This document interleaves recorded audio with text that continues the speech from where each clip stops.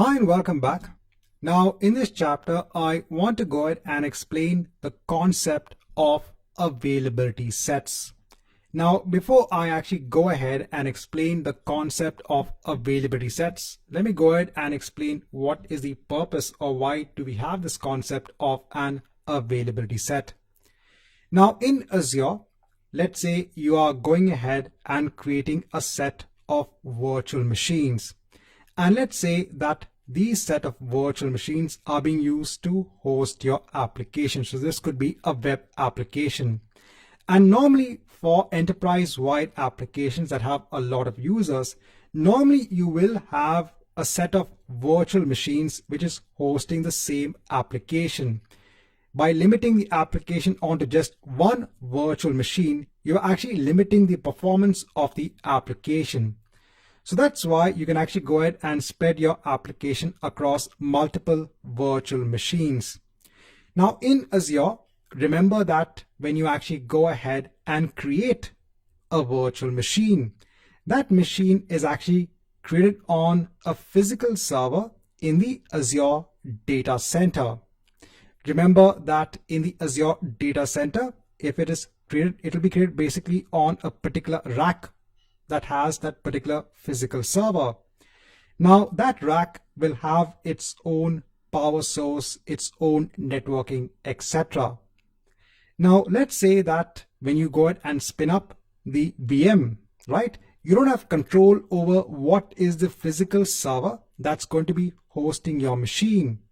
And let's say you go ahead and spin up two machines for your application, and they both are set up on the same physical server. Now what happens if the physical server goes down? So there are a lot of things that could happen. So Azure or Microsoft does their best to ensure that their services are up and running, but it is just impossible to go ahead and ensure 100% availability all of the time. Sometimes there could be an issue with the power, there could be an issue with the networking. So in this case, if the server does go down, that means both of your machines are down, and that means your application is also down. And that's where they have actually gone ahead and introduced or given you this capability of having something known as an availability set. Again, it depends upon you whether you want to go ahead and make use of this particular feature. So when you actually go ahead and create a machine, a virtual machine, you can actually go ahead and say that please make that machine part of something known as an availability set. So when you go ahead and do that, that particular virtual machine is actually added onto something known as a fault domain, and also added onto something known as an update domain. And I'll explain both of these domains. What is the purpose of having these domains? So the first thing is, let's go ahead and understand the fault domains. Now, just to go ahead and explain the concept of fault domain. So I've gone ahead and just copied the servers over here. So each fault domain has its own server, physical server, along with the required physical components. So over here, this power source is separate from this power source and is separate from this power source. And then you have all of these available in your data center. So the different servers, and all of them have different power and networking sources. Now, when you go ahead and create a VM and you assign it onto an availability set, so that VM will be assigned onto a fault domain. Now, when you go ahead and create another VM that's part of your application, it will be assigned onto another domain. So it will be launched on another server, and similarly for the other VM as well. So in this case, what happens is that if any one of the elements goes down, so let's say the power goes down over here, that means this server is no longer available. That means this VM is no longer available, but then you have the other VMs still available. So that means your entire application infrastructure is available as a whole. Now please note over here, because I do get a lot of questions and I've also explained this in the other chapter. It is your responsibility to ensure that you create the VM and assign it onto the availability set. The availability set is not going to go ahead and create the virtual machine for you.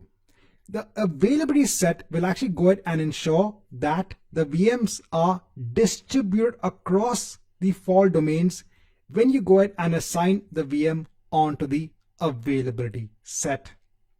Right, so that's when it comes to the fault domains. So if anything goes wrong, right, you have the fault domains in place. Now, what about the update domains?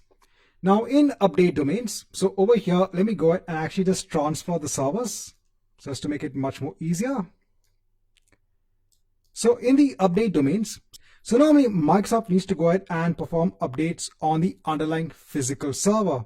So this could be BIOS level updates or other updates that are required for the physical server itself. And sometimes during these updates, it is required to go ahead and maybe restart that physical server. So if you have to go ahead and restart, let's say this physical server, that means these VMs will not be available. Again, I said that when you go ahead and create a VM and assign it onto an availability set, it'll go ahead and assign that VM onto a fault domain and also onto an update domain. So let's imagine that you have 3 VMs that are part of an update domain. So if this machine were to get restarted, right, this physical server, then you would not have these 3 VMs in place. Now please note over here, I'm giving the worst use case scenario. Actually, when the VMs are spread across the update and fault domains, they will be spread evenly to ensure that you do have maximum capacity when it comes to the VMs that are running. Over here, I'm just showing you a worst case scenario. So over here, that means all of your, I said 3 VMs will not be available. Now, normally Microsoft tries to ensure that your VM is, ported onto another physical server so that there is no downtime for your virtual machine. But this can't be guaranteed 100% of the time.